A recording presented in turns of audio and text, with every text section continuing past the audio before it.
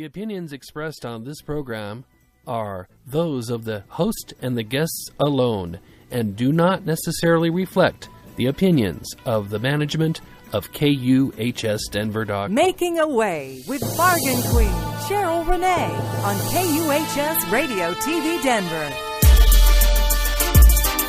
Oh yeah! Welcome! How's everybody doing?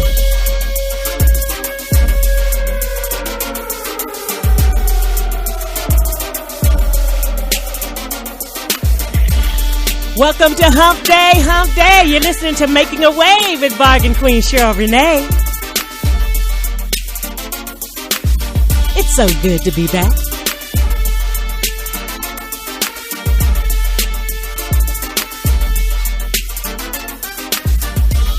How's everybody feeling out there? Oh, if you've had a way made out of no way, raise your hands in the air.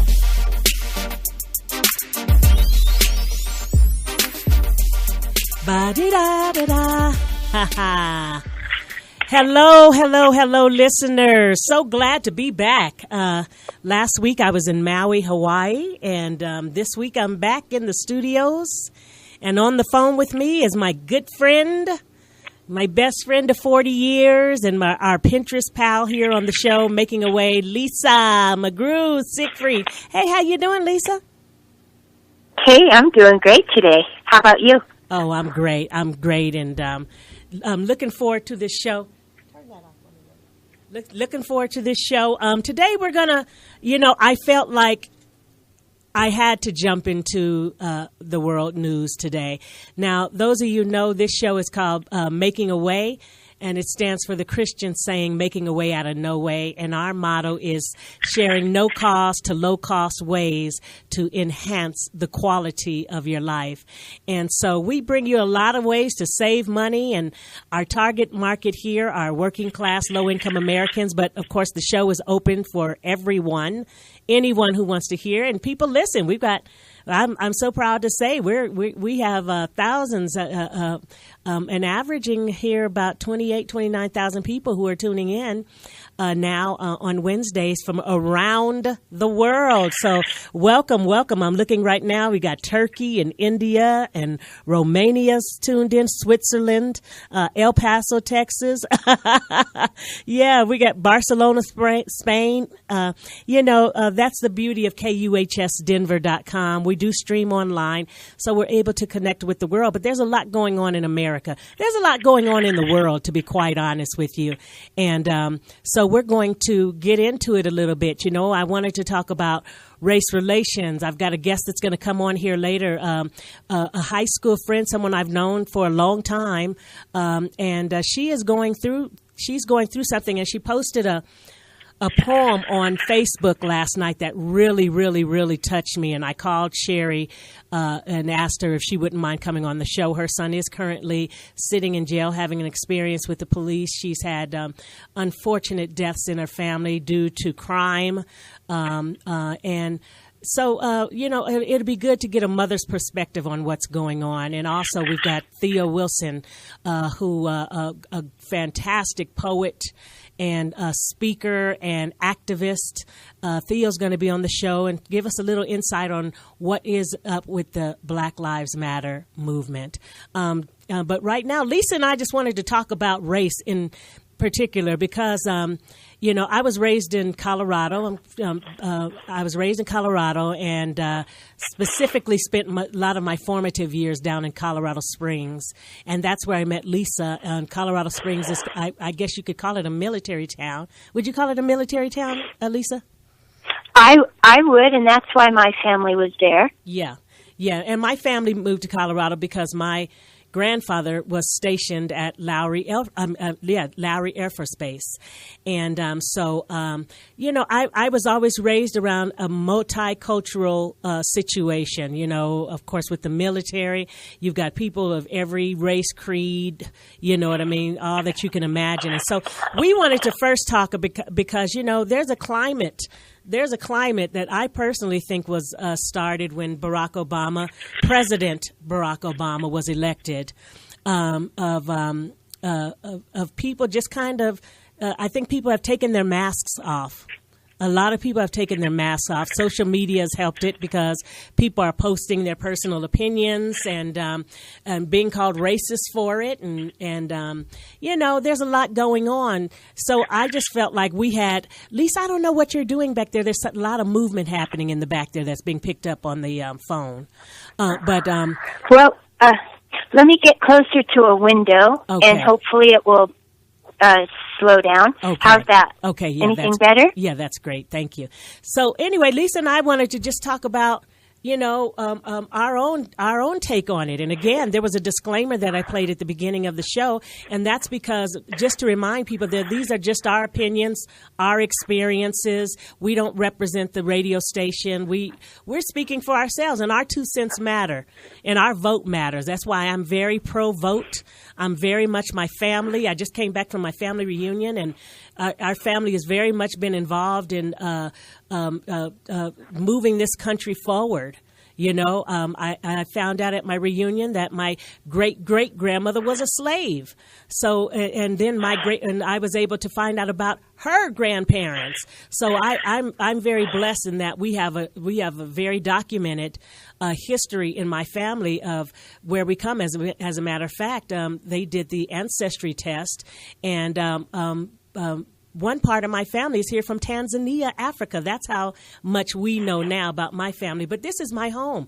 America is my home, and I'm very sad about the state of our nation. I am. How are you feeling about it, Lisa?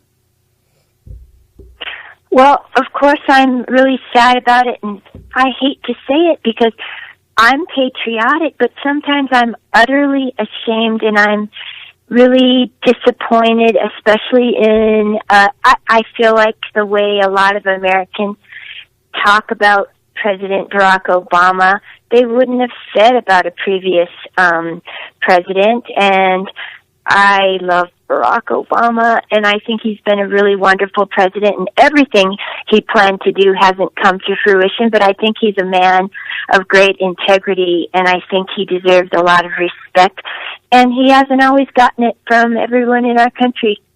Right, and I just want to let people know that I have been blessed. I was honored to be asked to sing the national anthem for President Barack Obama when he signed the economic stimulus bill. I got a chance to meet him. I got a chance to meet the vice president, and I think he's a wonderful person. I think that he's had to lead this country with his hands tied behind his back, and to be quite honest, with something of a noose around his neck. And I think that for what he has accomplished here with all of the dissent, with the way that the Republicans have pretty much just shut down the Congress and the Senate, as far as I'm concerned, to block him at every turn. I am very proud of him. I'm proud of what he has done. You know what I mean? For the most part, I think he's done a lot that he said he would. I'm disappointed in what is happening with the Affordable Care Act, but I know it's because it's been bastardized by the Republican Party. It's not the bill. It's not what we intended when we elected the president to put it in place with all of the stipulations and the rules and just all of the, just the bullshit. And forgive me for using that word. That's the last time I'll cuss, I promise. But but I think that it's not what it was intended to be. And each state took away this part and took away that part and is making it harder, and people are disenchanted. But the bottom line is, shouldn't we be a nation that provides health care for our people here? We give Israel $9 million a day. We give so much foreign aid. Why can't we take care of our citizens? You know what I mean? And so obviously, there's a lot to be passionate about. But Lisa, let's just give a little bit of our history, because for those of you who don't know, and you can go to my Facebook page, Making a Way with Bargain Queen Sheryl Renee. Lisa is Caucasian, and I am African American or black. I am, on the scale of colors, 9 times out of 10, I am usually the darkest person in the room. to be quite honest. I'm usually the darkest person in the room, and that is the way it's been for as long as I can remember. And I'm always, whenever I see someone who's darker than me, I always marvel at the level of melanin that they have in their skin. But because of it, it's made me kind of neutral, because I was dogged my whole life by my own race of people. I was born in 1962. I was raised in the height of the civil rights movement. Dark skin was considered ugly. I was not considered, I basically a second-class citizen in my own race because of the hue of my skin. So it caused me to embrace people. It caused me to have an open mind, because quite frankly, being raised in Colorado Springs and being raised in that environment, that military environment, I never experienced race on that level. I won't say never is a word that I should never say, but my experiences were very small when dealing with other races. I was dogged so much by my own race that it just caused me to open my arms to everyone. And so I had a very eclectic upbringing, best friends from every nationality. I had a best friend that was Chinese, and she was a Buddhist, and you know what I mean? I just embrace people because I embrace kindness. That, to be quite honest, I embrace kindness. I embrace people who were good to me. And in 1976, I started at a new school, and my very first day, this young lady, I'm going to call you young lady, this young lady on the phone, and our other friend Cindy Haynes at the time, came up to me, and just tell the folks how we started our friendship, Lisa.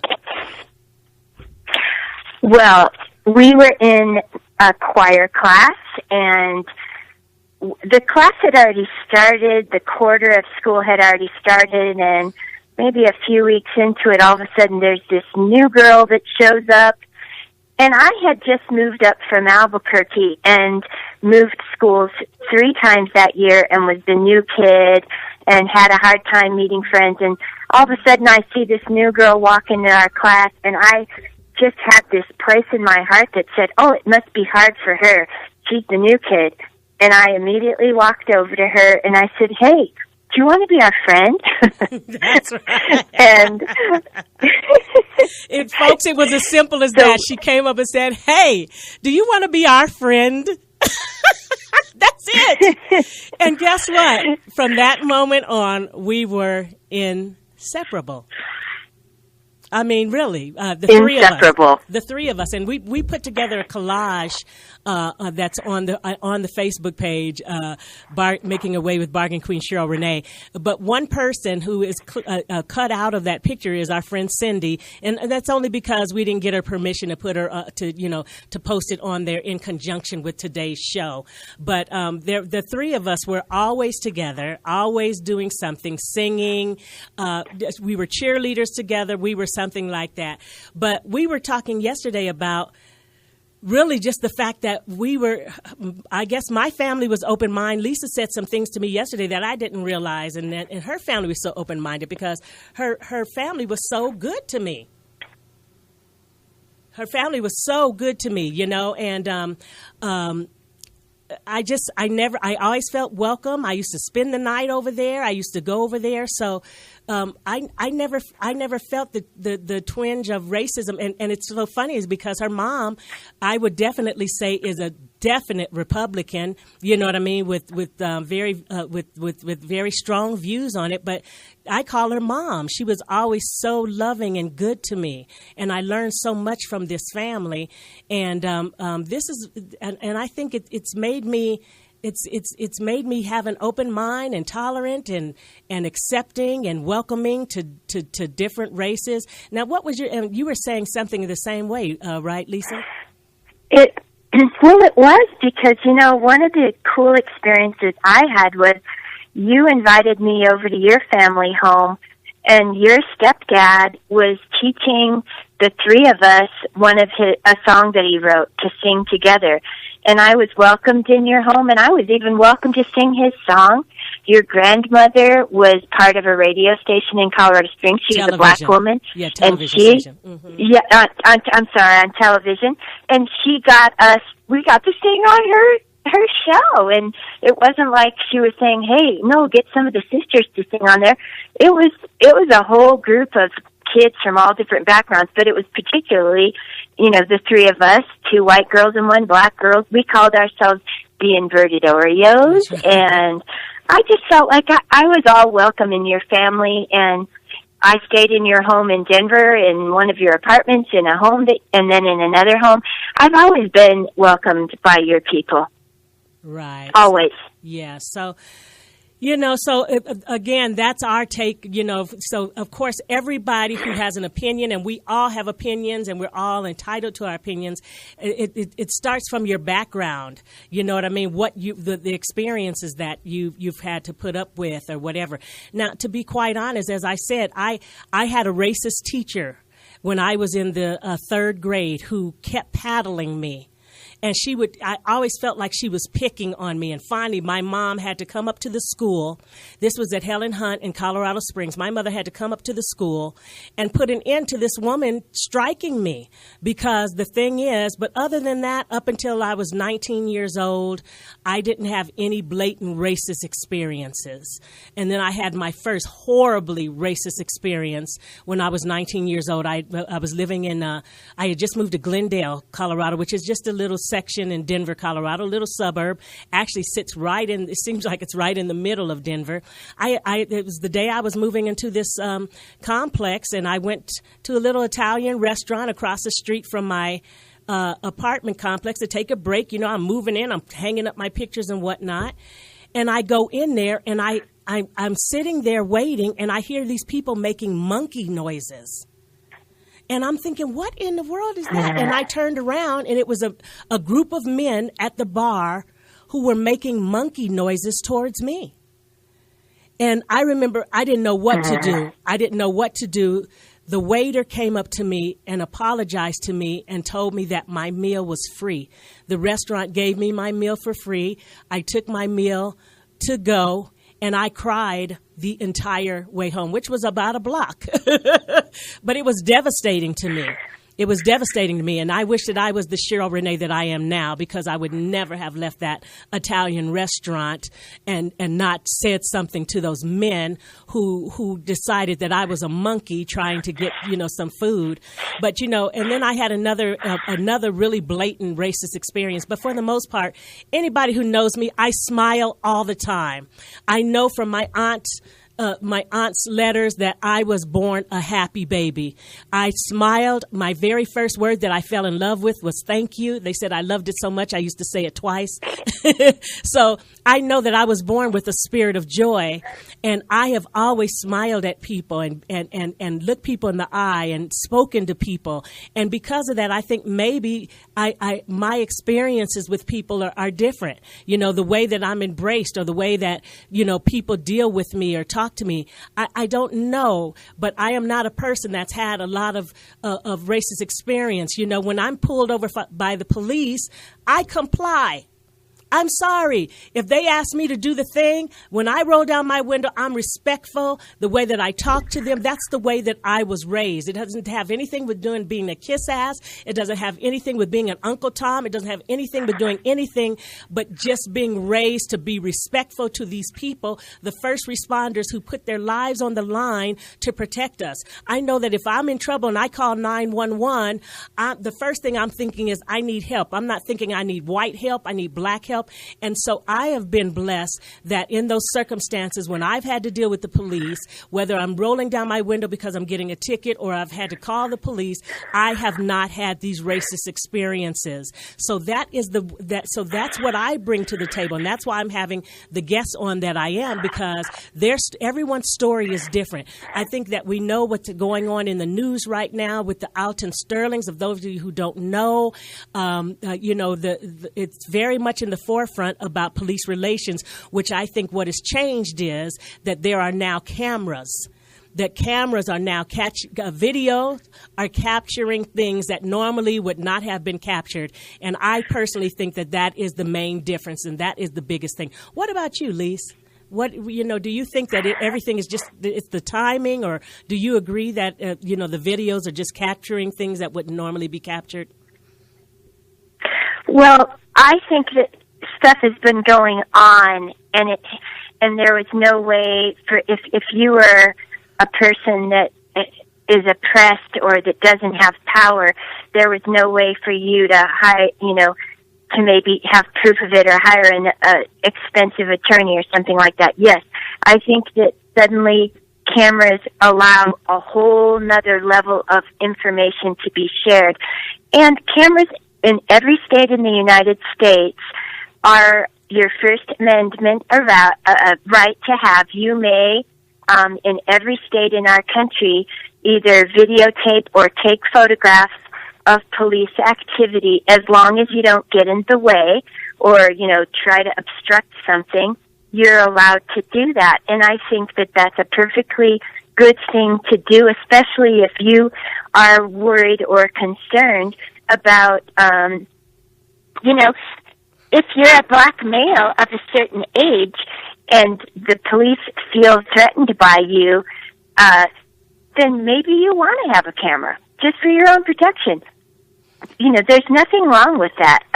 Or if you're a black woman and I guess I heard about a police officer having raped many black women. That was in and Oklahoma. They didn't have a voice. Right, that was in Oklahoma. And he was tried and found guilty of his crimes. Yes, but he I was. also want to say here that, what is happening in this country is not, we are definitely talking about it. We are making noise about it. But you know what I mean? But a person who is behind a badge, who has ill intent, is really, he's colorblind. Meaning all of that to say the white folks in America, Native Americans in America, Hispanics in America, we're all dealing with it. But I also want to say that I am not a person I am not, again, anti-cop.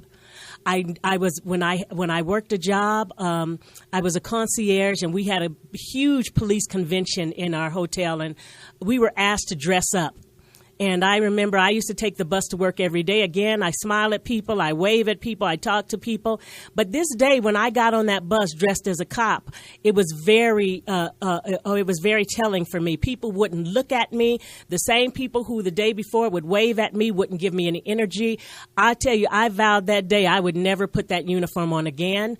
From that day on, I had to wear it for a whole week. I brought it to work with me because that showed me that there is an automatic distrust. There's an energy that happens to a person when they put on a uniform. But I have friends who are police officers.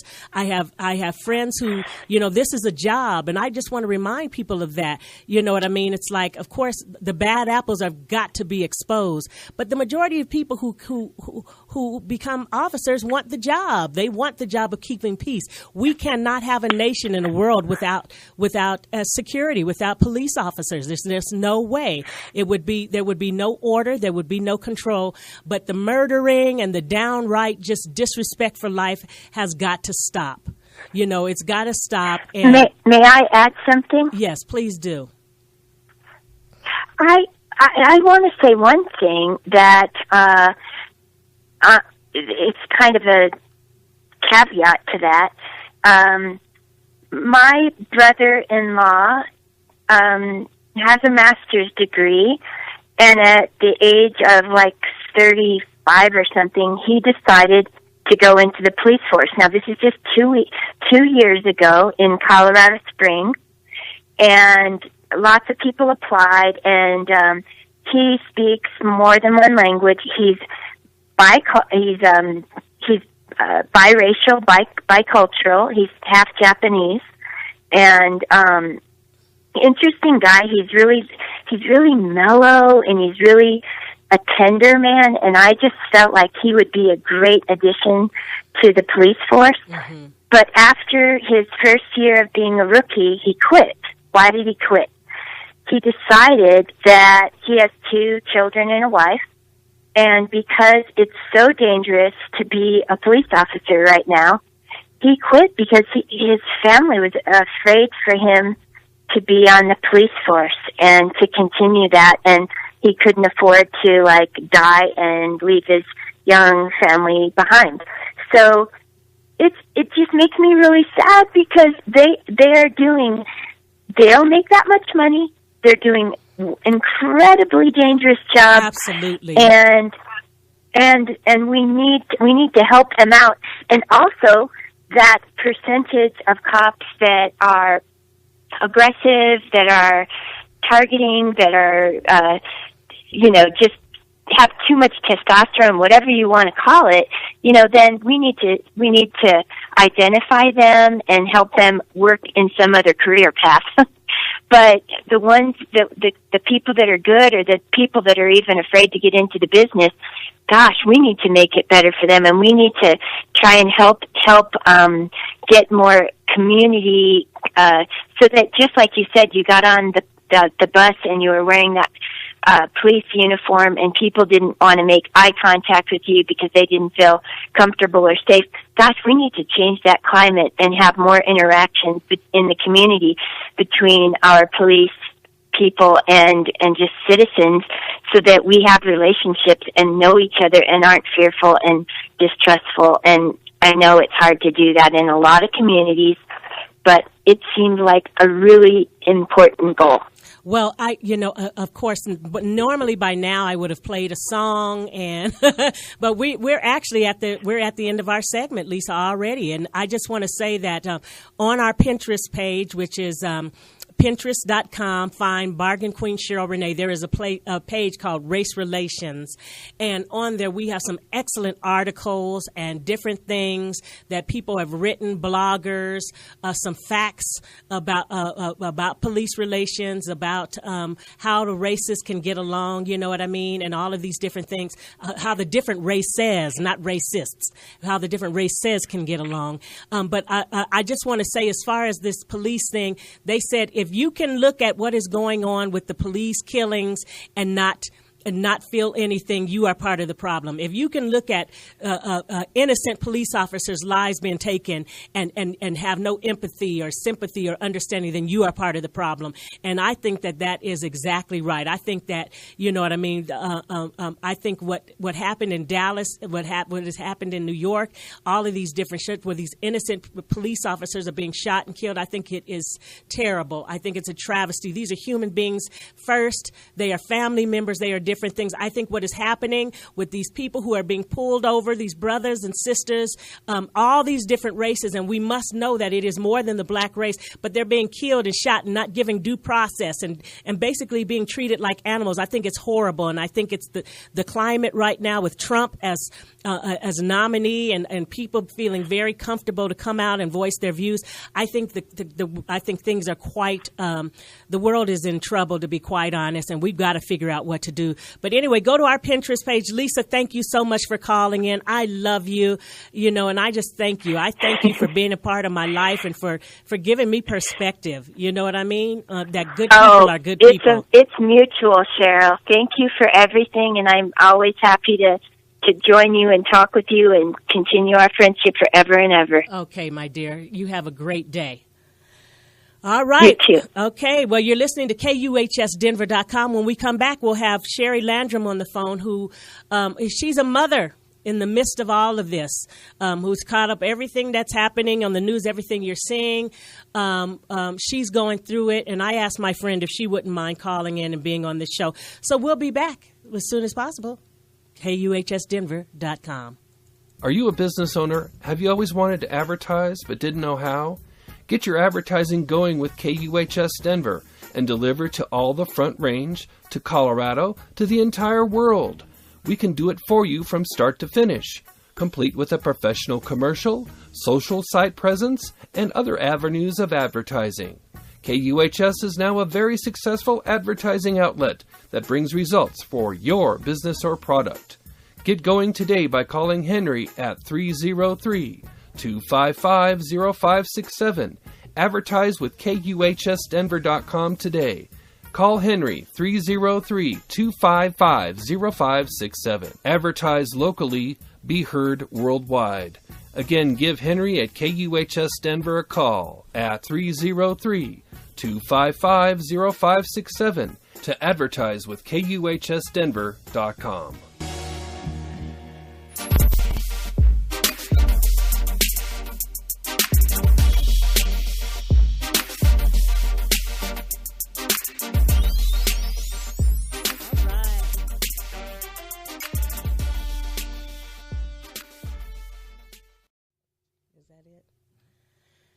right, I think we got it figured out here.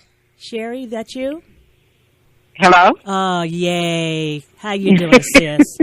I'm good. How are you? Oh, Lord, we done lost 7 minutes of the dang 8 minutes we had to talk. Dang. I'm so sorry. That's my okay. Goodness. Do you happen to have the poem that you posted on Facebook in front of you? I do. Would you please just read it? Because it drove me to tears last night, and it caused me to call you and ask you if you would be on this show. Sure. Okay. Go ahead. My son shot by a cop, a traffic stop. Shot in his femoral vein, the blood began to drain. No call to his mother for the cop they had to cover. As I let out a cry, Lord, don't let another one of my sons die. The pain I felt with no sight of help, I started to fight because he wasn't treated right. Every excuse in the book fighting for his life is what it took. Now in jail for crazy reasons, the things they're doing to him are simply acts of judicial treason. Now forced to do time because a bad cop stepped out of line. My heart aches and I can't, I've missed a part there, sorry. He's been through so much and now they say because he was shot by a cop, they get to take his life away. Thoughts that go through my mind, if you're shot by a cop and live to tell, they obviously have the right to make yours and your family's life a living hell. Ooh-wee. So as you can tell, listeners, from that poem, Sherry has a son that is sitting in jail right now. You've also had family members that have another son that was killed. Now this was basically black on black crime, though. And, correct. But anyway, with just all of the senseless murders, and can you just and I'm so sorry we are pressed for time, but can you just share your thoughts, Sherry? Your opinion is so important on just the climate of today, of what's happening right now. The main thing I would like to say, Sheryl, is it takes us to change. And if we don't stand up and change for ourselves, then all of this is going to continue. And for those that aren't afraid to stand up, they need to stand up and be a voice for those that can't anymore. And my thing is they just need to come together, and I feel that if we all step out and step up, then we can solve some of this gun violence and gang violence and whatever have you that, the cops doing what they're doing. It takes a community, and if we can't come together as a community, then we're lost. Oh, I agree so much. If we can't come together as a community, it starts in our own backyard, and it does. It starts in our own backyard. If a crime is committed and the call goes out, the subject is black male, 5'6", dark brown eyes, and black hair. Well, then that puts everybody up under the microscope. Okay, exactly. Exactly. So now instead of just the person, everyone's being profiled, everyone's being looked at. I absolutely agree. I think that we have got to get our stuff together. We hear about all of these things, but at the same time, we have to acknowledge the fact that there is a problem. There is a big problem. There is a problem with the police force. Now, give me your opinion, just very quickly, on what you think about about the police. Do you have, what is your attitude, and having a son that is sitting in jail right now, having dealt with what you called in your poem a bad cop, what are your thoughts about the police relations within the black community? My thing is, Sheryl, they have to be held accountable for their actions. There are so many good cops out there that have to take the burden of these bad cops doing what they're doing, and the backlash comes back on them. Yeah. Hello? Okay, yes, you're right. Yeah.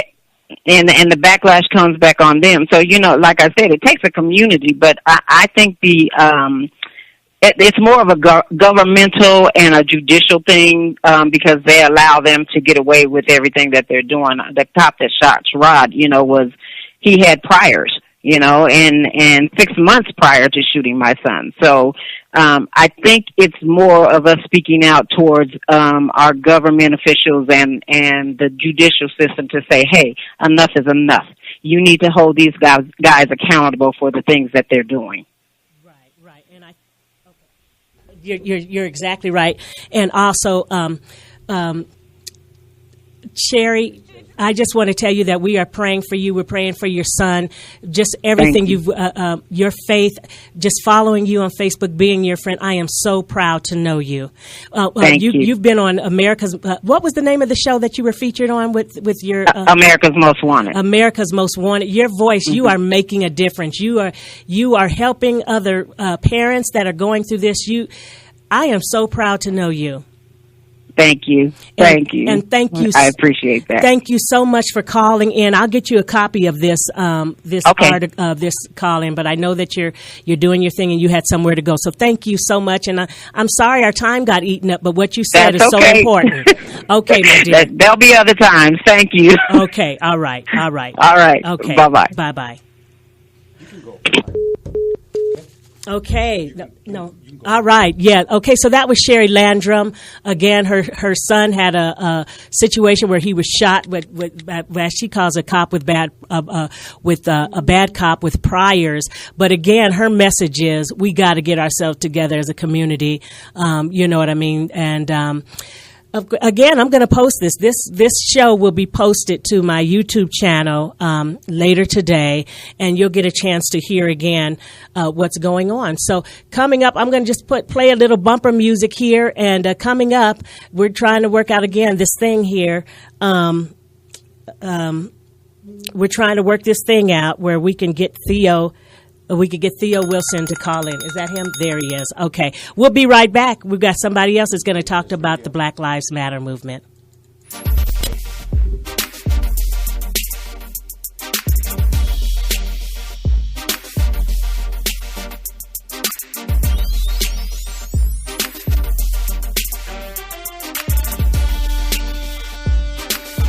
All right. Woo, honey child.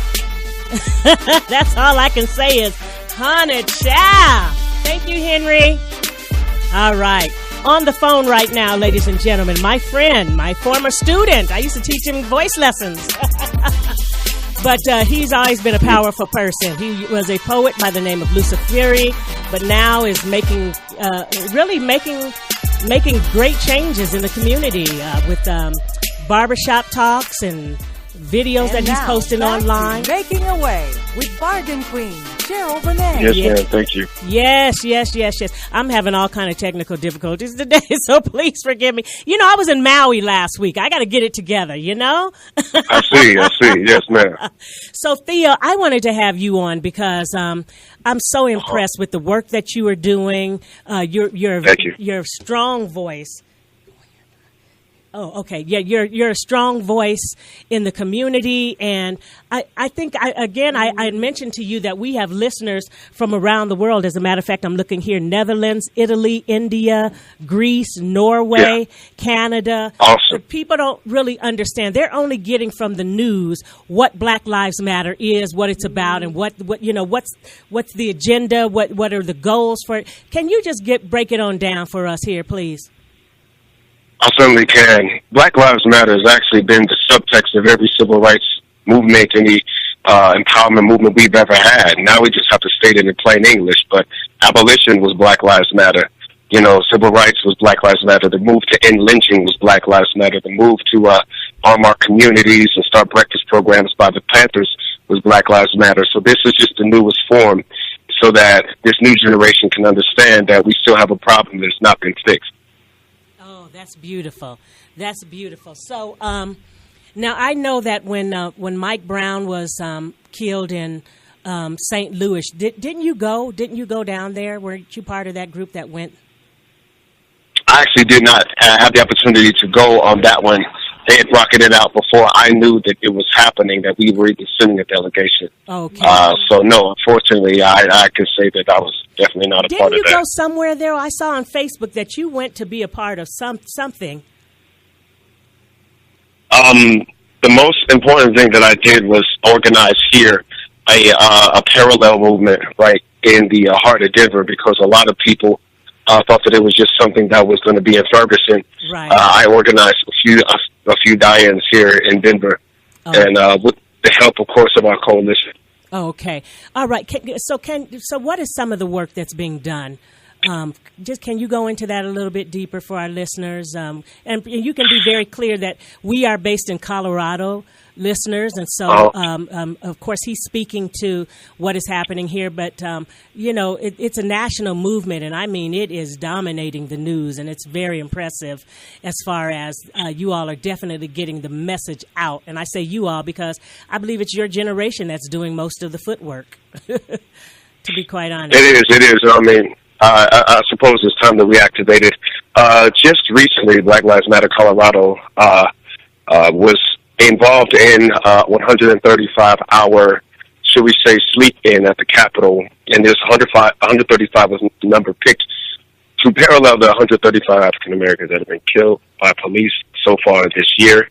And so I was there with them yesterday. There was food, there was water, there was singing, a celebration.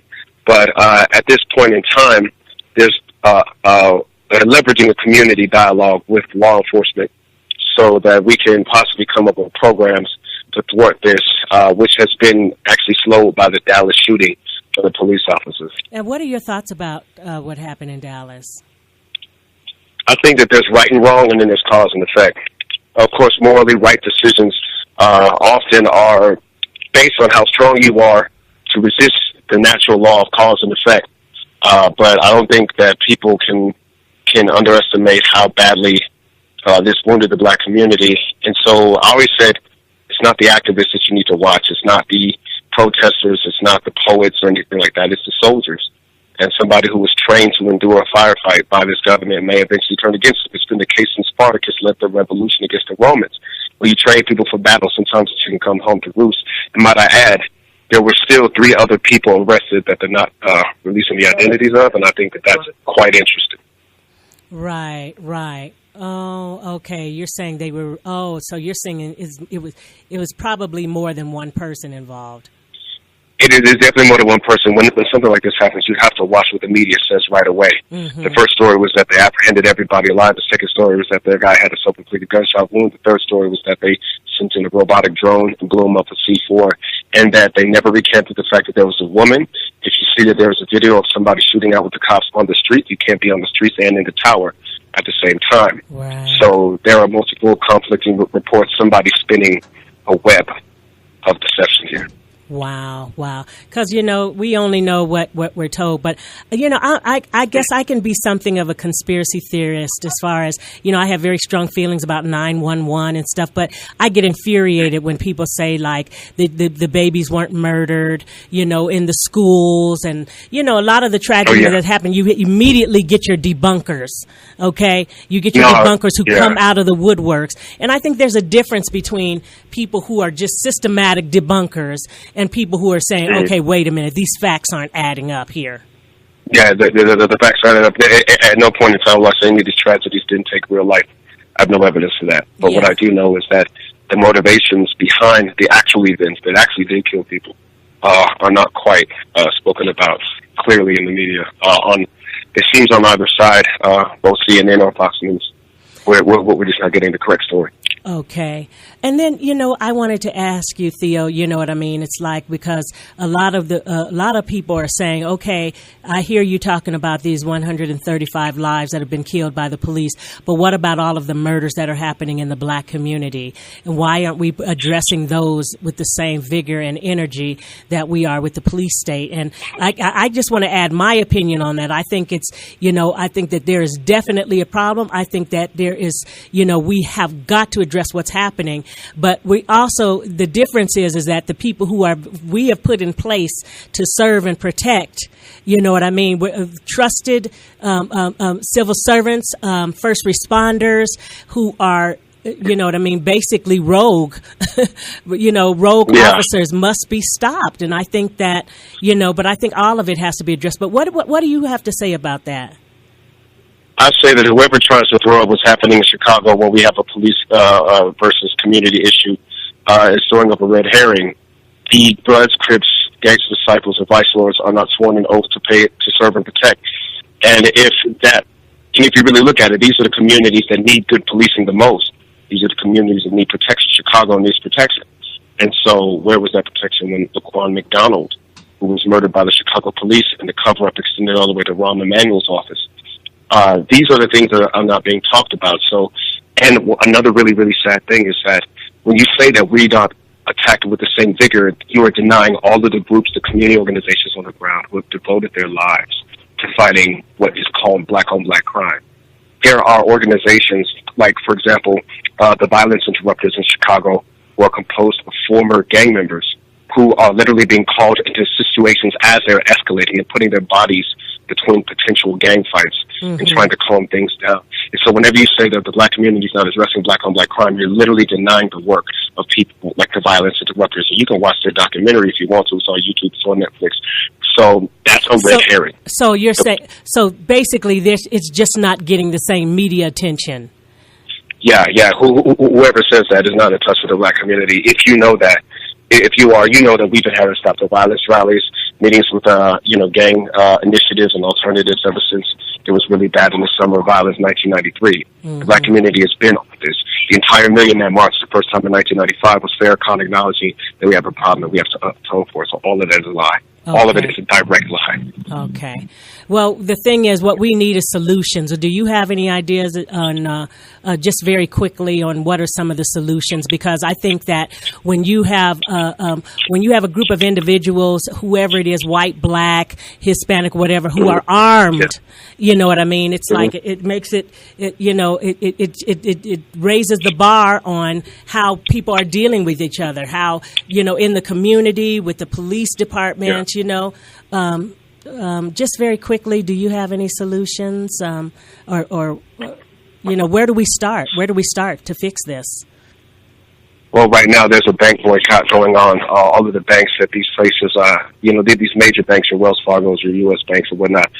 There's been a move to withdraw the money from there because these banks are often paying the very folks who are in oppressive situations with us. And the bank can leverage your $100 into $1,000. If you take out that $100, they lose $1,000. That's going on. There's black banks that are being put into place right now, especially in the Atlanta area. But the long-term solution is just a consolidation of power that looks like owning and controlling a community so that you can appoint the police that you need.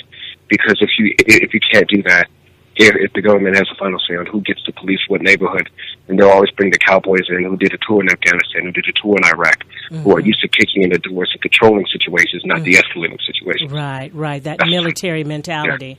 Yeah, really. Okay. Ooh, honey, I knew I had to call the right one. Thank you very much. Well, how can people find you? How can people, keep up with the work that you're doing? How can they find you? You can always follow me on Facebook. I got a pretty popular page. It's just Theo Wilson 31, Theo Wilson .31, pardon me, at Facebook.com. And of course, my community organization, Shop Talk Live Incorporated. Shop Talk Live does a lot of this work in the community in conjunction with a lot of other community organizations. We do the best that we can with what we've got, but honestly, I feel that the final thing I want to say is that if we continue to raise our children in the firing range and not do the necessary steps to create a deterrent and to create something that looks like consolidated power, we deserve what we get. And that's a hard reality. But this has been 2 generations. When this is going on, the enemy has made himself known. He made himself know the measures that they're willing to go to. And if you can't figure out a way around that, then you reward. That's all I got to say. Whoa. Okay. All right. That's Theo Wilson. Thanks for coming on the show, Theo. Sorry about all of the techno difficulties there. But I appreciate it's all good. I appreciate your time and what you've got to say. Okay? All no right. Problem. All right. Stay there. You too. Yeah. Bye-bye. Yeah. Bye. Whoa. My. What a trip. Well, this show, I tell you what. We've had some. I think this show is just going to be different. I think this show is going to be different. I don't think we're going to get to any music for this show today. There's so much going on in the world. I was going to sing. Huh? You think I should still sing? Henry's like, no, you need to sing. Well, I want to say yesterday, my candidate of choice officially endorsed Hillary Clinton, Bernie Sanders, and I had a moment there where it was just sadness because, I am don't get me wrong, I am not anti-Hillary. I think the fact that President Barack Obama appointed her as Secretary of State, I think she is probably the most qualified person to have a country that is a superpower. And a world. And the bottom line is the United States dictates a lot that's going on in the world. Again, I mentioned that, we send out, as soon as there's a tragedy, people want to know what the United States is going to do. We've got billions of dollars, Again, I mentioned, Israel, give Israel about $9 million a day, and that's one place. But the world, we are supporting the world financially, but we can't, but they're trying to take away our American children's opportunity to get free lunch. There's no money for free lunch, but we have money too. So, I'm saddened by Bernie Sanders leaving the race, because I do feel like he may possibly be the very last candidate that is for the poor. I mean, really for the low income, working class Americans, everyday people who are struggling. He was our voice. And I just don't think we'll ever, with the millions and millions and millions of dollars that are required to run for president, I just don't think we'll ever have another chance to have a candidate that will have our back and really look out for us. And I say us because this show, Making a Way, is geared toward working class, low income Americans. That being said, I am a voter. I will always vote. I voted for the first time in 1980. I voted for Jimmy Carter against Ronald Reagan. Jimmy Carter lost, and the sweeping changes that happened immediately when Ronald Reagan took office are the same kind of changes that we are going to see if Donald Trump is elected president. So I am officially today endorsing Hillary Clinton. If she is the candidate for the Democratic Party, I will vote for her. Entertainment, Hollywood, California. And that's it for my show. Here we go. Top 420 countdown. It's all good. This has been a different show, but we'll see you next Wednesday.